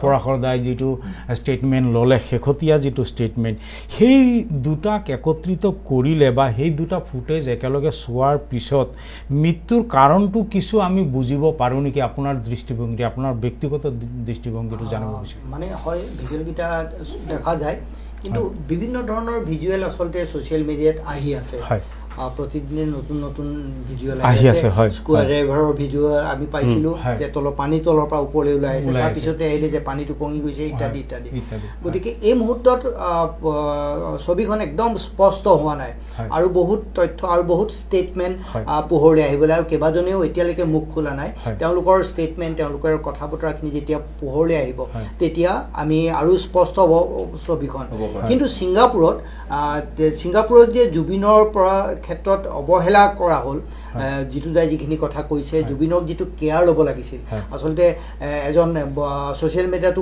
বহুতে আলোচনা কৰিছে বিষয়টো যে এজন আন্তঃৰাষ্ট্ৰীয় শিল্পীৰ ক্ষেত্ৰত এটা নিৰ্দিষ্ট প্ৰট'কল থাকিব লাগে তেওঁক কেনেকৈ নিয়া হ'ব তেওঁক কেনেকৈ থোৱা হ'ব কাইলৈ যদি ভাবি ল'লোঁ যে কাইলৈ জাষ্টিন বাৰ্বাৰ আহিলে অসমলৈকে আহিলে তেওঁ এটা নিৰ্দিষ্ট প্ৰট'কল মই নিজৰ অভিজ্ঞতাৰ পৰা কৈছোঁ ক্ৰিকেট প্লেয়াৰ আমাৰ নহয় আমাৰ পেটাৰছন আহিছিলে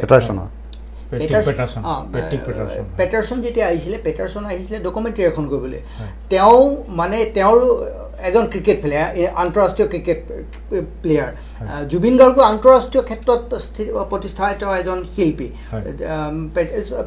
পেটাৰছন যেতিয়া আহিছিলে তেতিয়া সাংঘাতিক প্ৰট'কল তেওঁ আগতে ছেট টেট চব ৰেডি হ'ব লাগিব তেওঁ অহাৰ কাৰণে গ্ৰীণ ছিগনেল দিব তাৰপিছত তেওঁক দেহৰক্ষী দি পেলাই জেগালৈ লৈ আহিব য'ত শ্বুটিং হ'ব গতিকে এই কথাটো আমি জুবিনৰ ক্ষেত্ৰত কিয় আশা কৰিব নোৱাৰিলোঁ সেই চৰকাৰী পক্ষৰ ক্ষেত্ৰতে হওক বা যোনে আয়োজক আছিলে তেওঁলোকে কিয় এইটোত কেয়াৰ নল'লে জিতু দাই যিটো কথা কৈছে যে এই শিল্পীজনৰ এতিয়া ছ'চিয়েল মিডিয়াতো আলোচনা হৈছে যে তেওঁৰ স্বাস্থ্য আছিলে নে নাই ইতিমধ্যে বিতৰ্ক আৰম্ভ হৈছে যে ছিংগাপুৰলৈ যাব পৰাকৈ জুবিনৰ স্বাস্থ্যই সন্মতি দিয়া নাছিলে যে যাব পাৰিবনে নোৱাৰিব তাৰোপৰি গোটেই নিশা কটাই পেলাই আকৌ ৰাতিপুৱা সাগৰলৈ লৈ গৈছে এই গোটেই প্ৰক্ৰিয়াটোত আমি ক'ব খোজা নাই কোনোবাই ধৰি টেটু চেপি বা পানীত দলিয়াই পেলাই জুবিনক হত্যা কৰিছে বুলি আমি ক'ব বিচৰা নাই কিন্তু এই গোটেই প্ৰক্ৰিয়াটোৰ মাজত তেনেকুৱা এটা মৃত্যুৰ মুখলৈ যেন গ'ল জানিয়েই হওক অজানিতেই হওক এই অৱহেলাৰ কাৰণে আমি হেৰুৱালোঁ এটা মহান সত্তাক শিল্পী সত্তাক আমাৰ হিয়াৰ আমঠু জুবিন গাৰ্গক এই অৱহেলাখিনি যদি থাকিলেহেঁতেন এটা ইণ্টাৰনেশ্যনেল প্ৰট'কল যেনেকৈ মেইনটেইন কৰা যায় তেনেকৈ যদি এটা প্ৰট'কল থাকিলেহেঁতেন যে এজন শিল্পীক বাহিৰলৈ নিবলৈ হ'লে তেওঁ কি দিব লাগিব ক'ত থ'ব কি খাব ইত্যাদি ইত্যাদি পেটাৰছনে যেতিয়া আহিছিলে তেতিয়া তেওঁ খোৱা বস্তু আগতে টেষ্ট কৰা হয় তেওঁ কি খাব আমি যি টি খুৱাবলৈ নিদিয়ে তেওঁ খোৱাটো টেষ্ট কৰা হ'ব গতিকে আমি কিয় ভাবিছোঁ যে জুবিন গাৰ্গ সেই পেটাৰছনতকৈ কম আছিলে বা বাহিৰৰ এজন শিল্পীতকৈ আন্তঃৰাষ্ট্ৰীয় খ্যাতিসম্পন্ন শিল্পীতকৈ কম আছিলে জুবিন যোৱাৰ আগতেও আচলতে এই প্ৰক্ৰিয়াখিনি ছিংগাপুৰত হ'ব লাগিছিল জুবিনৰ খাদ্য জুবিনৰ কেয়াৰ গোটেইখনখিনি ল'ব লাগিছিল আয়োজক সমিতিৰ কাৰণ কথাটো আৰু সেইকাৰণে এতিয়া খুব আলোচনা হৈছে আয়োজক কমিটিলৈ আঙুলি উঠিছে তাত যিসকল জুবিনৰ লগত আছিলে তেওঁলোকলৈ আঙুলি উঠিছে আৰু অসমৰ ৰাইজৰ অসমৰ জনসাধাৰণৰ এই যে আঙুলিটো উঠিছে এইটো কিন্তু খুব সহজতে তললৈ নামি যাব বুলি আমি নাভাবোঁ এই আঙুলিয়ে বহু কথাই আচলতে সোঁৱৰাই দিছে মই আগতেই কৈছোঁ যে জুবিনৰ সত্তাই আমাক শিকাইছে প্ৰতিবাদী এটা কণ্ঠ আছিলে আৰু আই ডোণ্ট কেয়াৰ এই কথাটো কিন্তু কৈ গৈছে আমি এই মুহূৰ্তত সেই জেনেৰেশ্যনটো জাগি উঠিছে যে আমি ৰৈ নাথাকোঁ এতিয়া জুবিনক হেৰুৱাইছোঁ আৰু কোনো জুবিনক আমি হেৰুৱাব নোখোজোঁ এইকাৰণে কৈছোঁ যে এতিয়াও চিত্ৰখন পৰিষ্কাৰ হোৱা নাই চিত্ৰখন পৰিষ্কাৰ হ'বলৈ আৰু দুদিন লাগিব আৰু দুই এজন ব্যক্তিৰ কথা ষ্টেটমেণ্ট পোহৰলৈ আহিব লাগিব আৰু সেইকাৰণে এই মুহূৰ্তত বিতৰ্ক বিতৰ্কটো আমিও বিচৰা নাই যিটো দাই কৈ গৈছে যে অন্ত্যেষ্টিক্ৰিয়া সকলোৱে সম্পন্ন হওক আমি শ্ৰদ্ধা সহকাৰে জুবিন গাৰ্গৰ অন্ত্যেষ্টিক্ৰিয়া সম্পন্ন হওক কিন্তু এই গোটেইখিনি এই আঙুলিটো যে উঠিছে এই আঙুলিটোৰ উত্তৰ অসমৰ ৰাইজক কিন্তু লাগিব আৰু অসমৰ ৰাইজে বিচাৰিব গতিকে যি কাইলৈ যিটো আকৌ পুনৰবাৰ পষ্টমৰ্টেম হ'ব মৰণোত্তৰ পৰীক্ষা হ'ব CID তদন্তই হওক যিখিনি হওক স্বচ্ছ আৰু নিকা হ'ব লাগিব আৰু অসমৰ ৰাইজে ইয়াৰ জনাৰ অধিকাৰ থাকিব লাগিব না এই প্ৰসংগতে আৰু এটা কথা আছে আপুনি মন কৰিব যে সাঁতুৰিবলৈ গৈছে নদীত বা সাগৰত সাঁতুৰিবলৈ যোৱাৰ আগমুহূৰ্তত যিটো খাদ্য খোৱা হৈছে বুলি ইতিমধ্যে আমি ভিডিঅ'টোত পাইছোঁ বা সামাজিক মাধ্যমত পাইছোঁ যে মাংস খোৱা হৈছে অন্যান্য কিবা খাদ্য খোৱা হৈছে যে যেতিয়া বমি কৰিছে সেইখিনি কথা তেতিয়া ওলাইছে বুলি কৈছে গতিকে সাঁতুৰিবলৈ যাওঁতে কেতিয়াও গুৰু খাদ্য খোৱা নহয় তাৰমানে ইমানেই অৱহেলা কৰা হ'ল তেওঁৰ স্বাস্থ্যৰ প্ৰতি ইমানেই অৱহেলা কৰা হ'ল সেইকাৰণে আচলতে গোটেই অসমৰ ৰাইজৰ এটা সন্দেহ আহিছে যে এইটো কিহৰ কাৰণে হ'ল কাৰণ কোনো কাৰণতে সাঁতুৰিবলৈ যাওঁতে তেনেকুৱা গুৰু খাদ্য খুৱাই পেলাই আচলতে ক্ৰিয়া নকৰে কোনো কাৰণতে ক্ৰিয়া নকৰে আপোনালোকে মন কৰিব যে খেলাৰ ক্ষেত্ৰত গুৰু খাদ্য খাবলৈ দিয়া নহয় সেইটো এটা প্ৰট'কল থাকে বা এটা ৰুল থাকে কিন্তু জুবিন গাৰ্গৰ ক্ষেত্ৰত সেই সাধাৰণ ন্যূনতম যিখিনি ব্যৱস্থা সেইখিনিও আমি আচলতে দেখা পোৱা নাই হয় ইয়াত এইটোৱে মেইন প্ৰশ্নটো এইটোৱে মই আমি সঞ্জিত দাৰ কাষলৈ গৈছোঁ এই গোটেই প্ৰক্ৰিয়াটোৰ ভিতৰত শ্যামকানু মহন্ত ডাঙৰীয়া সিদ্ধাৰ্থ শৰ্মা অভিমন্যু তালুকদাৰ বহুকেইজন লোক আচলতে তেওঁলোকে দায়িত্বহীন আচৰণ কৰাৰ দুখতেই তেওঁলোকক আমি দোষী বুলি ক'ব পাৰোঁ নেকি আপোনাৰ দৃষ্টিত কি কয় সঁচাকৈ আমি এতিয়া সামাজিক মাধ্যমৰ যোগেদি যিখিনি আমি এতিয়া ভিডিঅ' দেখি আছো পাই আছো তেওঁৰ ক্ষেত্ৰত বহুতখিনি অৱহেলা কৰা হ'ল নিয়মমতে আমাৰ অসম চৰকাৰৰ কিছুমান দায়িত্ব আছিলে যে তেওঁ এতিয়া অসুস্থ হৈ আছে তেওঁক যেনেকে মাইকেল জেকচনে নিজৰ দেহাটো 150 বছৰ জীয়াই ৰাখিম বুলি তেওঁ 6জনকে ডক্তৰ 4গৰাকীকে নাৰ্ছ লগত এনি টাইম ৰাখিছিলে কাকো এটা হেণ্ডছেকো নিদিছিলে জুবিন গাৰ্গ তেনেকুৱা নাছিলে তেওঁ বহুত ব্যক্তিক্ৰমী আছিলে তেওঁ মানুহৰ মাজত সোমাই পৰে কিন্তু হ'লেও যেতিয়াৰ পৰা জুবিন গাৰ্গ অসুস্থ পৰিছিলে প্ৰায় অসুস্থ হৈ যায় মাজতে বহুত দিন অসুস্থ হৈ থাকোঁতে এই আজি যেনেকে শ্ৰদ্ধাঞ্জলি তেতিয়া তেওঁ আশু-আৰোগ্য কামনা কৰিবৰ কাৰণে বহুতে চাকি বন্তি আমিও জ্বলাইছিলোঁ তেওঁৰ ক্ষেত্ৰত বহুত অৱহেলা কৰা হ'ল আৰু যি আয়োজক সমিতি যিকেইজন তাত বিষয়ববীয়া আছিলে ভিডিঅ'বিলাক চাই থাকিলে তেওঁক লৈ যেন কিবা হেতালি খেলা লেখীয়া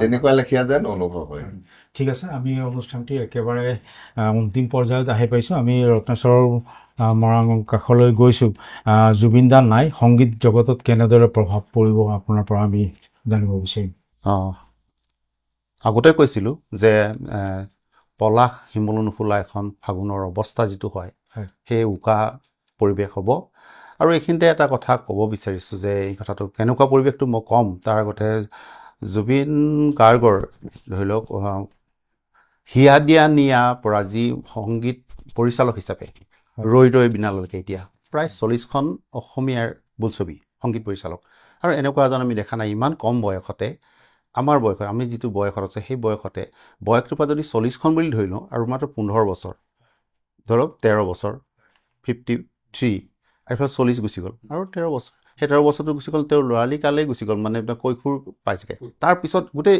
যিটো কাম কৰিলে মানে সেই বয়সৰ লগত চিনেমাৰখিনি পৰিচালক হিচাপে কাম তাৰ লগতে আকৌ নিজৰ পৰিচালনাও আছে অকল সংগীত পৰিচালকখিনিয়ে মই হিচাপ দিছোঁ তাৰ আন্তঃৰাষ্ট্ৰীয়ভাৱে বা ৰাষ্ট্ৰীয়ভাৱে যিটো হিন্দীৰ পৰা ধৰি আন ভাষাবিলাক আছেই তথ্যচিত্ৰখিনি আছে গতিকে ইমানখিনি কাম কৰাৰ এইজন শিল্পী চৰকাৰৰ যিটো গুৰুত্ব জিদ্দাই যি কৈছে সেই কথাটো ক'ব লাগিব এটা কাৰণে আমি এই ক্ষেত্ৰতে কৈছোঁ শিল্পীসকলৰ ৰাজীৱ হদিয়াৰ কথা ক'লে আমি চকুৰে দেখা অৰুণ দাসৰ কথা জানো যি ৱেষ্টাৰ্ণ যি গীতৰ এসময়ত 60-70 দশকত ৱেষ্টাৰ্ণ গীত গাই মানুহ অৰুণ দাস বুলি ক'লে পাগল আছিলে যেনেকৈ জুবিনৰ কাৰণে পাগল সেই পাগল শিল্পীজনৰ ইমান গ্লেমাৰ থকা এসময়ত গ্লেমাৰ অৰুণ দাস বুলি কয় পায় সেইজনো এদিন কি হ'ল অৱহেলিত হৈ চৰকাৰৰ কোনো চকুমুণ্ডা চৰকাৰে নেচালে এশত গৈ কেনেকৈ মৃত্যু হৈছে আমি জানো তেখেত কেনেকৈ আঁতৰি গৈছে কেনেকুৱা হ'ল আমি নাজানো বোকাহাতটো আমি ৰাখিছিলোঁ সকলোৱে তাৰপিছত ৰাজীৱ হদিয়াৰ কথাটো ক'লোৱেই এই ৱেষ্টাৰ্ণ কাৰণত আনি দিয়াৰ পিছত ধৰি লওক এতিয়া জিতুল দাক আকৌ আমি মঞ্চত পাইছোঁ বহুত দিন অৱহেলিত হৈ গ'ল জিতুল দা যিটোক আমি বহুত দিন মঞ্চ নেদেখা হৈছিলোঁ আমি যোৱা বছৰ পৰা যিটো তাক পাইছোঁ গতিকে এই ৱেষ্টাৰ্ণ কালচাৰটো আনি কালচাৰটো আনি বা আধুনিকত্বৰ যি সংগীত যাত্ৰাটো আনি পেলাই বোলছবিৰ যোগেদি বা এনেকৈ আগুৱাই নিয়াৰ ক্ষেত্ৰত লোকসংগীতৰ ক্ষেত্ৰত মই এটা কথা মই আজি মোৰ বিশ্বাস মই ভাবোঁ যি সময়ত মানুহে বৰগীত এটা লোকগীত এটা বা দিহানাম মানুহে শুনা নাছিলে ক'তো কেছেট তেনেকুৱা নাছিলে জুবিনৰ কণ্ঠৰে যেতিয়া এইবিলাক লোকসংগীত যেতিয়া পৰিৱেশিত হ'ল যেতিয়া হৈ গ'ল চবেই ভাই ইমান ধুনীয়া হৰিনাম ইমান ধুনীয়া লোকগীত ইমান ধুনীয়া দিহানাম ইমান ধুনীয়া বৰগীত ভাগৱত পাঠ ইমান ধুনীয়া সলিলিত এই বস্তুখিনি আকৌ জনপ্ৰিয় হ'ল গতিকে তেওঁ কণ্ঠটোৰ যি যাদু আচলতে এইটো ঈশ্বৰ প্ৰদত্ত যাদু এইটো আৰু অসমত কেতিয়াও এনেধৰণৰ কণ্ঠ নাহে আৰু যিটো ভাষাতেই তেওঁ পৰিৱেশন কৰে আৰু সেই ভাষাটোৰ শব্দবিলাক মিঠা হৈ পৰে নেপালীতেই হওক বড়ো ভাষাতেই হওক মিচিঙতেই হওক বা বাগিচাৰ ভাষাতেই হওক যিটো আমাৰ চাহ বাগিচাৰ গীততেই হওক সকলো ভাষাতে তেওঁ গীত গাইছে আমাৰ উত্তৰ পূৰ্বাঞ্চলৰ প্ৰায়খিনি গীতেই গাইছে ভাষাৰ গতিকে প্ৰতিটো ভাষাতে ইমান স্পষ্টকৈ শব্দখিনি উচ্চাৰণ আৰু উচ্চাৰণটো স্পষ্ট হোৱাৰ কাৰণে সুললিত হয় সুৰ হয় গতিকে এই কণ্ঠ গতিকে জীৱন গায়ক আঁতৰি যোৱাৰ পিছতে যিকোনো এখন বোলছবি যেতিয়া নিৰ্মাণ কৰিব যাব নেপথ্য গায়কৰ কণ্ঠটো দিবৰ কাৰণে পৰিচালনা কৰিবলৈ কোৱা নাই কণ্ঠত গীতটো গাবৰ কাৰণে মানুহ এতিয়া অভাৱ যেন অনুভৱ হৈছে এতিয়া নাইকিয়া হ'ব আৰু যিকোনো এটা এতিয়া বিহুগীত নতুনকৈ উলিয়ালে জুবিনবিহীন বিহুগীত এটা কোনে শুনিব এনেকুৱা প্ৰডিউচাৰবিলাকো ভাবিবলৈকে বাধ্য হ'ল গতিকে য'ত জুবিনৰ গান থকা বুলি কেছেট এসময়ত আমি কেছেট কৰা মানুহ কেছেটত আমি জড়িত হৈ আছিলোঁ সেই কেছেটত গৈ ডিছ হ'লগৈ চিডিলৈ আহিলে সেই যুগৰ পৰা এতিয়া পেন ড্ৰাইভ হৈ গ'ল এনেকৈ মোবাইলত অহা হ'ল জুবিনৰ গানটোহে চবেই বিচাৰে জুবিনৰ নতুন গীত কি ওলাইছে তেতিয়া এটা ট্ৰেণ্ড আহিছিলে মানে কেছেটটো তেতিয়াহে চলিব য'ত জুবিন থাকিব গান থাকিব মই ইয়াৰ মাজতে এটা কথা কৈছোঁ যিটো সময়ত জুবিন বিহুত বিখ্যাত হৈ পৰিছিলে সেইটো সময়ত মই স্বপনত কাম শিকি আছিলোঁ এতিয়া মই গুৱাহাটীলৈ যাওঁ কেছেট আনিবলৈ আমুক কেছেটটো যোনদিনা ৰিলিজ হয় তাৰ আগদিনা ৰাতি যাওঁ ৰাতিপুৱা গৈ আমি লাইন পাতি থাকোঁ ৱেবৰ অফিচত হওক বা যোনটো প্ৰডাকশ্যনে ৰিলিজ কৰে দোকান খোলাৰ লগে লগে মানে হেতাওৰ পৰা লাগে কোনে কেই কাৰ্টুন উঠাব পাৰে তাৰপিছত বোকাখাত যেতিয়া আহি পাওঁ কেছেটটো আলমাৰীত লগালে ল'লে বিচাৰে দাদা এইটো খুলি দিয়ক খুলি কোনটো গান কোনে গাইছে সেই ভিতৰৰ কাগজখন খুলি পঢ়ি চায় সুৰ কোনে কৈছে গাইছে জুবিন আছে নাই জুবিনৰ গান আছে নাই সেইটো চাই 4টা-5টালৈকে কেছেট এঘৰলৈ 4টা-5টালৈকে কেছেট কিনি নিয়াৰ ইতিহাসো আছে সেইটো কথাই গতিকে মোৰ এই যে মই কৈছোঁ অৱস্থাটো সংগীত জগতখনৰ কি হ'ব গতিকে নতুন আহিব মই নাহে বুলি নকওঁ নতুন নতুন এতিয়া প্ৰতিভাৱান বহু শিল্পী আহিছে সংগীতজ্ঞ আহিছে বা সংগীতৰ লগত জড়িত লোক আছে তেওঁলোকে নতুনকৈ কৰিব কিন্তু জুবিনৰ যি প্ৰতিভা সেই প্ৰতিভাখিনি কিন্তু আমি আৰু নেপাম আৰু এটা কথা ক'ব লাগিব আমি নতুন নৱপ্ৰজন্মই আমিখিনিয়ে বা নতুন যিখিনি আছে জুবিনক আমি আগুৱাই গীতৰ যোগেদি তেওঁৰ সৃষ্টিৰাজিক আমি সংৰক্ষণ কৰি যিদৰে ভাল কথা কৈছোঁ কাজিৰঙাতে এটা সংগ্ৰহালয় হওক তেওঁ গোটেই আৰ্কাইভটো থাকক এটা কথা কৈছোঁ যে ভূপেনদাৰ ভাতৃসকলে ভগ্নীসকলে ভূপেনদাৰ গীতখিনি চৰ্চা কৰি আগুৱাই নি থকা এটা আমি ধাৰা পাইছোঁ জয়ন্ত ৰাণাদাৰ গীতবিলাকো তেওঁ নিজৰ পুত্ৰ আছে পুত্ৰৰ যোগেদি বোৱাৰীৰ যোগেদি নিজে আগুৱাই মণিষা বাইদেউ এতিয়াও আছে চলাই আছে গতিকে এনেকৈ যদি চাওঁ প্ৰতিগৰাকী শিল্পী আমাৰ এতিয়া প্ৰয়াত ভিতালী দাস তাই গানো এতিয়া তেওঁৰ নতুনকৈ দুহিতা আহিছে তেওঁ ধুনীয়া কণ্ঠৰে গাই আছে লৈছে আমি জুবিনক য'ত হেৰুৱাইছোঁ কিন্তু তাৰ পিছৰ পৰা জুবিনৰ গান গাবলৈ তেওঁ পিছৰজন নাই গতিকে তেওঁৰ যি আছে বংশ বুলি আমি যদি ধৰি লওঁ তেওঁৰ গানখিনি আমি নিম যিটো ধাৰাটো যদি এই কামখিনি কৰিব লাগিব কাৰণ তেওঁ নিজে যিখিনি থৈ গ'ল সেইখিনি আমি আগুৱাই লৈ গৈ সকলোৱে জুবিনৰ আমি অসমৰ ৰাইজে উত্তৰাধিকাৰী আমি অনুষ্ঠানটি আৰু দীঘলীয়া নকৰোঁ আমি বিতৰ্কিত যিবিলাক বিষয়বস্তু আছে আমি পৰৱৰ্তী পৰ্যায়ত আমি আলোচনা কৰিম আমি একেবাৰে অনুষ্ঠানটিৰ সামৰণিত আহিছোঁ আমি জিতুদাৰ কাষলৈ গৈছোঁ সমগ্ৰ বিষয়টোৰ ওপৰত অন্তিম বক্তব্য চমুকৈ হয় আমি বাৰম্বাৰ কৈছোঁ যে আমাৰ যিজন শিল্পীক আমি হেৰুৱালোঁ জুবিন গাৰ্গ এইটো এক অপূৰণীয় ক্ষতি সমগ্ৰ দেশবাসীৰ কাৰণেই নহয় সমগ্ৰ বিশ্ববাসীৰ কাৰণেই কাৰণ এইগৰাকী শিল্পীৰ আপুনি গীতসমূহ যেতিয়া শুনিব এজন শ্ৰোতাই মন কৰিব ইমান উচ্চ স্তৰৰ গীত গায় আজিলৈকে ইমান উচ্চ স্তৰৰ গীত গাব পৰা মই সেই শিল্পী ওলাইছে বুলি আমি নাভাবোঁ অকল সেইটোৱে নহয় সংগীত পৰিচালনাৰ পৰা আদি কৰি প্ৰায় 43খন ছবিৰ লগত কথাছবিৰ লগত তেওঁ জড়িত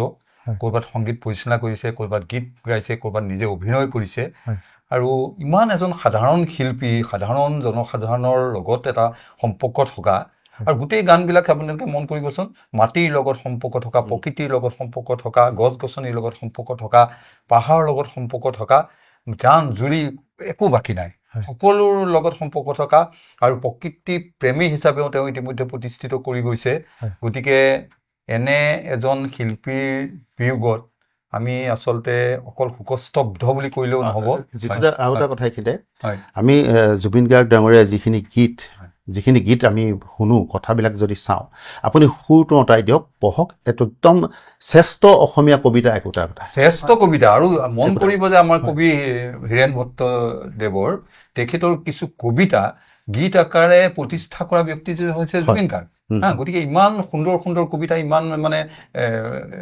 অৰ্থবহ কবিতা সেই কবিতাবিলাক গানলৈ ৰূপান্তৰ কৰিছে জুবিন গাৰ্গ বেলেগে কিন্তু সেই শব্দক সুৰ কৰি সেইটো কোনো কাৰণতে সম্ভৱ নহয় আৰু ইমান এজন বৰেণ্য শিল্পী আজি মানে প্ৰমাণ হৈ গৈছে ৰাইজৰ যিটো আমি সমাগম দেখিলো মই আগতে প্ৰথম আৰম্ভণিতে কৈছো যে এইটো এটা অভূতপূৰ্ব আজিলৈকে এনেকুৱা আচলতে এজন শিল্পীৰ প্ৰতি শ্ৰদ্ধা জনোৱাটো আৰু মই অসমবাসী হিচাপে বা অসমৰ এজন মই মোৰ মাতৃভূমি হিচাপে মই গৌৰৱ কৈছো যে এটা কথা আহে যে আমি জীৱিত অৱস্থাত শিল্পীক সন্মান জনাব নাজানো এই কথাটো আমাৰ আচলতে বহুবাৰ বহু ধৰণৰ প্ৰশ্ন উত্থাপন কৰিছিল কিন্তু যি নহওক অসমবাসীয়ে যে শিল্পীক শ্ৰদ্ধা কৰিব জানে আজি বিশ্ববাসীয়ে কিন্তু গম পাই গৈছে আৰু জুবিন গাৰ্গৰ গীতৰ বিশেষত্ব আচলতে আপোনালোকে মন কৰিব একেবাৰে আমাৰ যিবিলাক নতুন প্ৰজন্ম একেবাৰে নতুন প্ৰজন্মৰ পৰা আৰম্ভ কৰি একেবাৰে বৃদ্ধ বনিতালৈকে সকলোৰে কাৰণে গীত লিখি থৈ গৈছে আৰু যিবিলাক গীতৰ কথা যিবিলাক গীতৰ সাৰাংশ আপোনালোকে নিজে উপলব্ধ একদম সহজ সৰল অতি সহজ সৰল আছিল সকলোৱে বুজিব পাৰে সকলোৱে আওৰাব পাৰে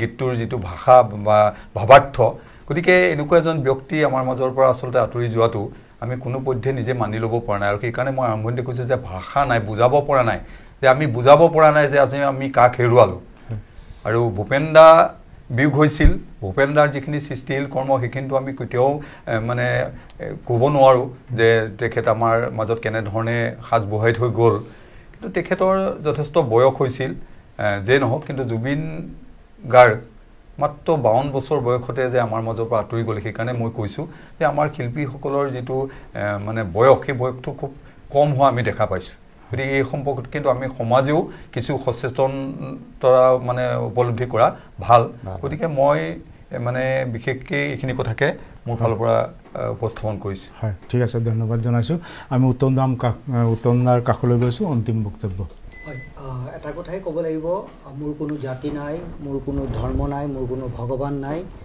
মই মুক্ত মই কাঞ্চনজংঘা এই যে কথাখিনি কৈ গ'ল ইয়াৰ অন্তৰ্নিহিত যিটো ধাৰা এইটো মানে ধেমালি কথা নহয় আৰু এই ধাৰাটো যে আৰম্ভ কৰি গ'ল জুবিনে যিটো সময়ত গোটেই দেশজুৰি গোটেই পৃথিৱীজুৰি জাত পাত জাতি ধৰ্মক লৈ পেলাই ৰাজনীতি বা বিভিন্ন ধৰণে বিভাজনৰ আৰম্ভ হৈছিলে তেনেকুৱা এটা পটভূমিত জুবিনৰ এই আহ্বান মানিয়ে হাজাৰ হাজাৰ মানুহে আচলতে সব পাহৰি গ'ল মই কোন ধৰ্ম জাতি ধৰ্ম নিৰ্বিশেষে ইমান হাজাৰ হাজাৰ মানুহ সমবেত হ'ল এই মেছেজটো ধেমালি নহয় মোৰ কোনো জাতি নাই মোৰ কোনো ধৰ্ম নাই মোৰ কোনো ভগৱান নাই মই মুক্ত মই কাঞ্চনজংঘা মই আগতেই কৈ গৈছোঁ যে এই চিন্তাধাৰাটো আমাৰ নতুন প্ৰজন্মৰ মাজত দি গ'ল জুবিনে এইটো এটা বাট দেখুৱাই থৈ গ'ল এটা নতুন ডাইমেনশ্যন দি গৈছে কিন্তু আৰু যাক স্বীকাৰ কৰি পেলাই হাজাৰ হাজাৰ মানুহ জাতি ধৰ্ম আমি এই মুহূৰ্তত পাহৰি গ'লোঁ আজি দুদিনৰ আগলৈকে ছ'চিয়েল মিডিয়াত যিবিলাক আলোচনা চলি আছিল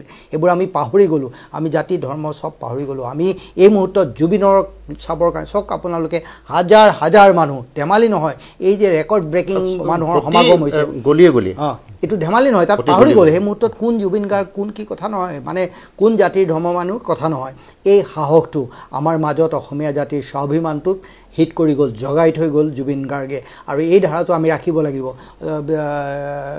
ৰত্নেশ্বৰে কৈ যোৱাৰ দৰে সংগীতৰ যিটো ধাৰা জুবিন গাৰ্গে এটা টাৰ্ণিং পইণ্ট মই কৈছোঁ এটা নতুন ধাৰাৰ সৃষ্টি কৰি থৈ গ'ল এই ধাৰাটোৰ উত্তৰাধিকাৰী অসমীয়া ৰাইজে জুবিনৰ এই সংগীতৰ ধাৰাটো কিন্তু এই ষ্টাইলটো ধৰি ৰাখিব লাগিব জুবিনৰ যিটো ষ্টাইল হামিঙৰ যিটো ষ্টাইল এই হামিং দিবলৈ আৰু কোন ওলাব কোনোবা অসমত ওলাব নেকি জুবিনৰ অকল হামিং শুনিবলৈকে জাক জাক ল'ৰা ছোৱালী আহে আহে যে জুবিনৰ হামিং শুনিবলৈ যাওঁ গতিকে এইবিলাক ধাৰা জুবিনৰ নতুনত্ব দি গ'ল অসমীয়া জাতি অসমীয়া সংগীতৰ ক্ষেত্ৰত এই ধাৰাৰ দায়িত্ব কিন্তু আমি সকলোৱে ল'ব লাগিব জুবিনক আমি আমাৰ মাজত জীয়াই ৰাখিব লাগিব ধন্যবাদ জনাইছোঁ উত্তম দা আমি সঞ্জিত দাক কাষলৈ গৈছোঁ অন্তিম বক্তব্য অন্তিম বক্তব্য হিচাপে জ্যোতিদা আৰু উত্তম দাই গোটেইখিনি সাঙুৰি কথাখিনি ক'লেই সেইটোৱে ৰত্নেশ্বৰে কোৱাৰ দৰে পিছৰখিনি আমাৰ অসমৰ ৰাইজে আগবঢ়াই লৈ যাব লাগিব তেওঁক আমাৰ মাজত চিৰদিনৰ কাৰণে জীয়াই ৰাখিবই লাগিব এইখিনিকে হয় ঠিক আছে ধন্যবাদ জনাইছোঁ ৰত্নেশ্বৰ অন্তিম বক্তব্য জ্যোতিপ্ৰসাদৰ যি কাঞ্চনজংঘাৰ বুৰঞ্জী যিটো কবিতা আৰু জুবিনৰ যি ময়েই কাঞ্চনজংঘা যেন ভাৰতবৰ্ষক অতীজৰ পৰা বৰ্তমানলৈকে চাই থকা সেই কাঞ্চনজংঘাই হিমালয়ৰ কাঞ্চনজংঘাই যেন সেই আমাৰ এইজন জুবিন যি এটা ধাৰাক লৈ গৈছে উচ্চ শিখৰলৈ গতিকে এই উচ্চ শিখৰলৈ নিয়া সংগীতৰ ধাৰাটোক নিয়া এই একক অনন্য অদ্বিতীয় এগৰাকী আমি মহান আমি প্ৰথমতে শিল্পী বুলি আহিব সমাজকৰ্মী বুলি কৈছোঁ এখন সমাজ গঢ়া আজি উত্তম দাই কোৱা নিচিনাকৈ ইয়াত সকলো আজি ইয়াত অসমীয়া হৈ গৈছে ইয়াত কোনো জাতি বৰ্ণ এই পুৰণা যিখন অসমীয়া বুলি কয় সেই অসমীয়া হ'ল আজি চব অসমৰ চব অসমীয়া ইয়াত কোনো হিন্দু মুছলিম খ্ৰীষ্ট জৈন এইবিলাক ধৰ্ম নাইকিয়াসকল চব অসমীয়া বনালে গতিকে আমি এনেকুৱা এজন পুৰোধা স্বনামধন্য সমাজকৰ্মী ব্যক্তিক অসম গঢ়া ব্যক্তিক আমি হেৰুৱাইছোঁ তাৰ কাৰণে সকলোৱে আমি দুখত মৰ্মাহত আৰু এইখিনি হৈছে মোৰ ফালৰ পৰা আজি আপোনালোকৰ এই অনুষ্ঠানটোত শেষ বক্তব্য হয় ধন্যবাদ জনাইছোঁ অনুষ্ঠানটি কেনেকুৱা পালে নিশ্চয় কমেণ্ট কৰি জনাব লগতে আজিৰ উপস্থিত বিশিষ্ট ব্যক্তিসকলক আপোনালোকে যি বহুমূলীয়া সময় আমাৰ অনুষ্ঠানটিলৈ দিলে তাৰ বাবে আপোনালোকক আমি চিৰকৃতজ্ঞতা জ্ঞাপন কৰিছোঁ অন্য এক বিষয় অন্য অতিথিৰ সৈতে পুনৰ লগ পাম চাই থাকিব বোকাৰ সংবাদৰ অনুষ্ঠান কথা বতৰা ধন্যবাদ